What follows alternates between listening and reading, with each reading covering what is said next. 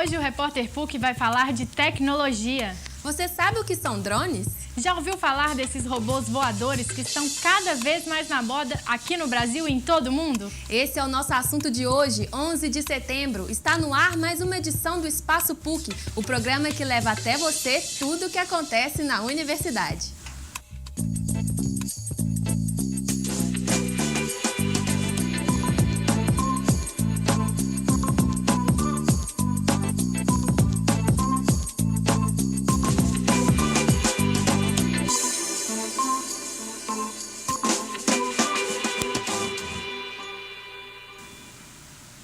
Olá! Com certeza você já ouviu falar de drones, mas talvez não seja algo assim tão comum.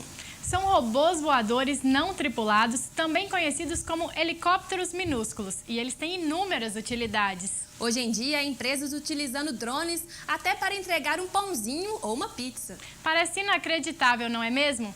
E como isso é possível? De onde vem esse nome? Você agora vai entender melhor tudo isso.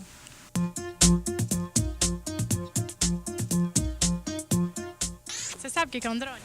Drone? Tem alguma coisa a ver com robótica? Drone? Quer ver falar, não. Aquele helicópterozinho de 4 hélices, não? É um equipamento que voa automaticamente à distância, controlado à distância. Ah, é tipo aquele equipamento tipo militar norte-americano, não é? Que eles usam pra, tipo assim, desarmar a bomba ou então pra... É tipo um aviãozinho controlado por computador que vai nos... né? Bem, o drone é uma unidade aérea não tripulada e basicamente é um robô aéreo. O zangão, no inglês, é drone. O zangão voando, ele faz um barulho, aquele zumbido.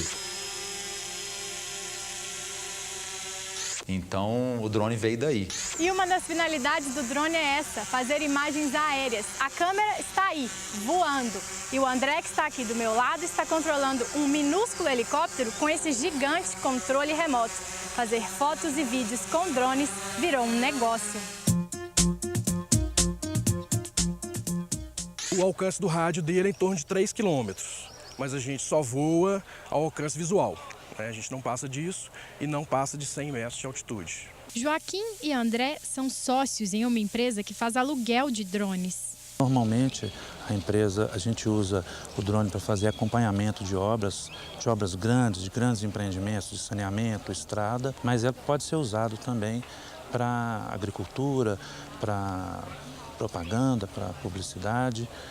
São várias as utilizações. Eles cobram em média R$ 1.600 para fazer 5 voos. O custo-benefício desse serviço é muito grande, porque eu não envolvo um helicóptero, né, que tem um custo muito mais elevado de hora. O que também varia muito é o preço de uma máquina como essa. Um pequeno drone custa em torno de R$ 3.000. Modelos mais avançados chegam a valer 5 vezes mais. E os grandes aviões não tripulados podem passar dos 100 mil. Tem mais de 30, 40 anos que o pessoal já está trabalhando com veículos aéreos não tripulados. Começou com aviões e depois aí começaram a utilizar helicópteros e aí depois começaram a aparecer novos veículos aéreos, basicamente com 3 hélices, 4 hélices, 5 hélices. É um brinquedo de gente grande, vamos falar assim. E esses robôs voadores já têm sido utilizados com os mais diversos fins. Uma pizzaria russa, por exemplo, já está entregando pizza com drones em lugares abertos. E no mês passado, a Polícia Militar de São Paulo apreendeu um drone tentando entrar numa penitenciária com 19 telefones celulares. O grande problema de uma das tecnologias mais cobiçadas do momento é a falta de uma regulamentação específica para o uso, seja comercial ou recreativo. Uma espécie de manual sobre o que pode ou não ser feito com o drone, quais locais eles podem sobrevoar e quem pode adquirir um desses aparelhos. Os problemas centrais dizem respeito, primeiro, à segurança, né? Qualquer objeto que transite pelo ar precisa de controle da sua rota, controle dos equipamentos que controlam a sua rota, controle da qualidade desse equipamento. E o segundo problema diz respeito à privacidade. Como esses equipamentos podem ser equipamentos pequenos, muitas vezes até imperceptíveis, né?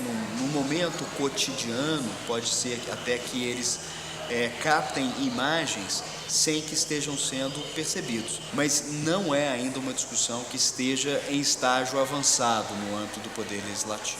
A única certeza é que devemos ficar de olho nessa tendência forte para o futuro da área de tecnologia, que está cada vez mais na boca do povo. Fantástico, agora eu consegui imaginar os alimentos chegando em casa através de um drone, igual já anunciaram por aí.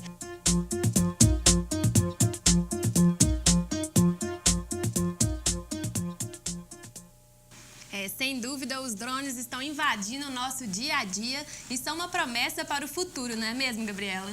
É mesmo, Raíssa, mas a falta de uma regulamentação ainda é uma polêmica. A Agência Nacional de Aviação Civil, a ANAC, informa por meio de nota que a proposta de regulamentação para o uso não comercial dos veículos aéreos não tripulados está sendo finalizada e deve ser encaminhada para consulta pública em breve. A regulamentação deve funcionar de forma progressiva, o que significa que as normas vão ser mais rigorosas para operações com aeronaves de maior porte.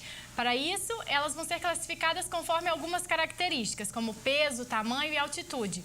Hoje em dia, não existem restrições à compra de um drone por um cidadão, instituição ou empresa.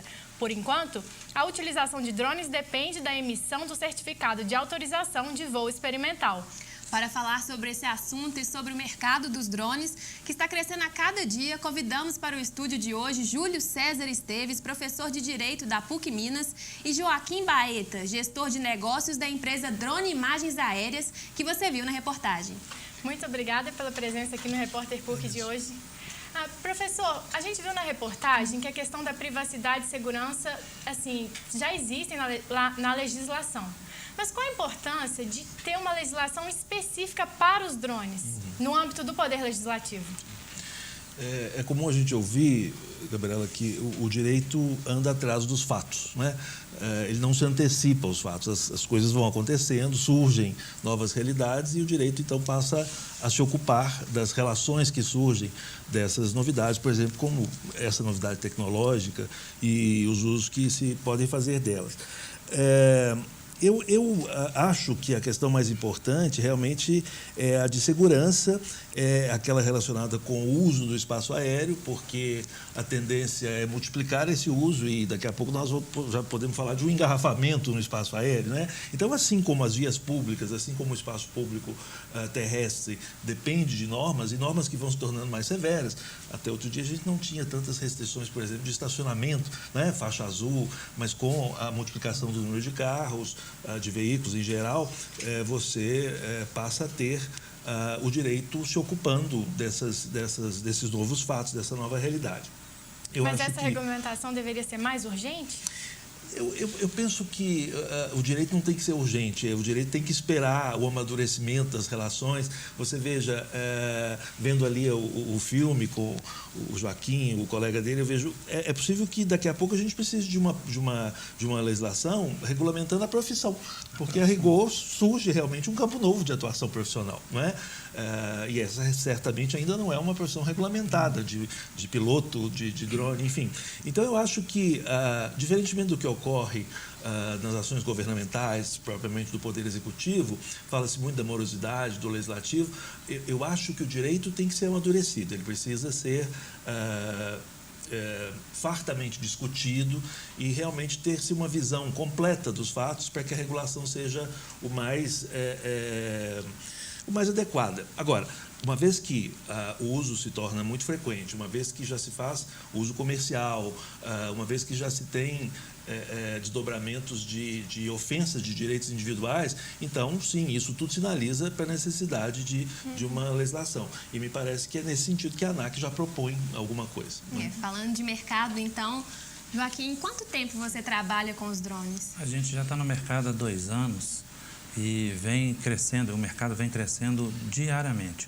É assustadora a quantidade de consulta, de pedido de proposta e orçamento que eu tenho tido por dia com o drone. Que tipo de pedidos? Assim, as pessoas no Brasil estão procurando os drones para quê? Para casamento, para todo tipo de agricultura, trabalho em agricultura.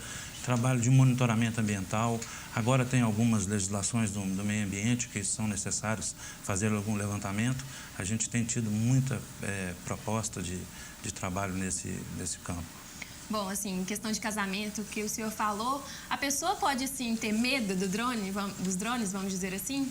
Cair, machucar? Existe o risco da queda. Medo a gente tem que ter de tudo, né? Mas existe o risco da queda, sim. E eu, na minha empresa, tenho negado fazer casamento, fazer evento que voe sobre pessoas. Ao redor das pessoas, numa distância segura, eu já tenho feito. Eu fiz agora a Olimpíada do Conhecimento, no Expo Minas, que foi um sucesso. Voei dentro do galpão, mas num horário que não tinha pessoas, ou tinha uma quantidade bem pequena de pessoas para poder evitar o risco de um acidente. E as pessoas, por exemplo, que estão num ambiente fechado, no casamento, tem gente que faz. Elas podem reclamar na justiça algum risco? Pode ter algum problema judicial? Eu acho que sim, A simples exposição ao risco, ela já gera, né, algum tipo de relação jurídica, de repercussão, que pode ser considerado pela justiça como fator de, por exemplo, um dano moral, né, a ocorrência de um dano moral, ou eventualmente até mesmo um acidente que leve a danos materiais.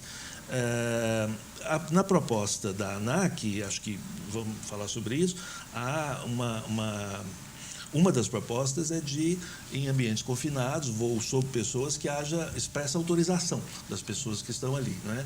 Então, uma tendência é de o risco ser reduzido para quem maneja o aparelho, porque as pessoas autorizaram, portanto, sabiam do risco, né? Mas isso ainda está no plano da cogitação, né?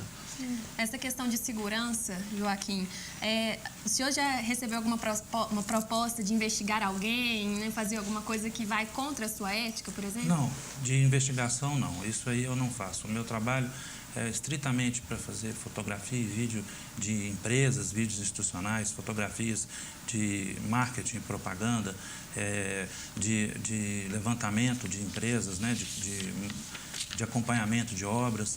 Então, esse tipo de pergunta, não. O senhor acha que em algum momento as pessoas vão querer usar os drones falando nisso, né, para chegar em lugares que a gente não consegue chegar? Com toda certeza. Eu acho que, na origem, a função é essa mesmo, né? Ele surge principalmente para evitar risco de pessoas, desarmar, desmontar bombas, enfim, né? Acho que a origem é essencialmente militar, né? O Joaquim poderia confirmar isso. E, certamente, como a gente vê aí que, hoje em dia, há uma corrida muito grande no sentido de expor a vida das pessoas, os famosos paparazzi, né? Buscando acompanhar a vida de celebridades e publicar fotografias, mostrar eventos que, a princípio, deveriam ser restritos. Esse é mais um meio, é mais um veículo, né, que permite isso. Então, a questão da privacidade, como disse o professor José Alfredo Baracho, eu acho que é realmente muito importante, mas não no sentido de é o drone que traz um risco. O risco já existe, né? Existem câmeras com teleobjetivas, enfim, telefones que podem ser facilmente introduzidos em ambientes, etc. Eu acho que a legislação deve proteger a privacidade, a imagem, não é? A intimidade, como é a garantia constitucional. Esse é um dos direitos fundamentais, ao lado do direito à vida, do direito de liberdade de pensamento, de liberdade de credo. O direito à vida privada, à intimidade, é um direito que tem essa condição de direito fundamental. Acho que a proteção deve existir, mas independentemente do veículo. Muitas vezes é preciso que a gente tenha especificamente uma regra, né? Bom, a gente vai continuar esse bate-papo rapidinho. Nós vamos para um rápido intervalo, não saia daí. Depois dos comerciais, a gente vai continuar o nosso bate-papo.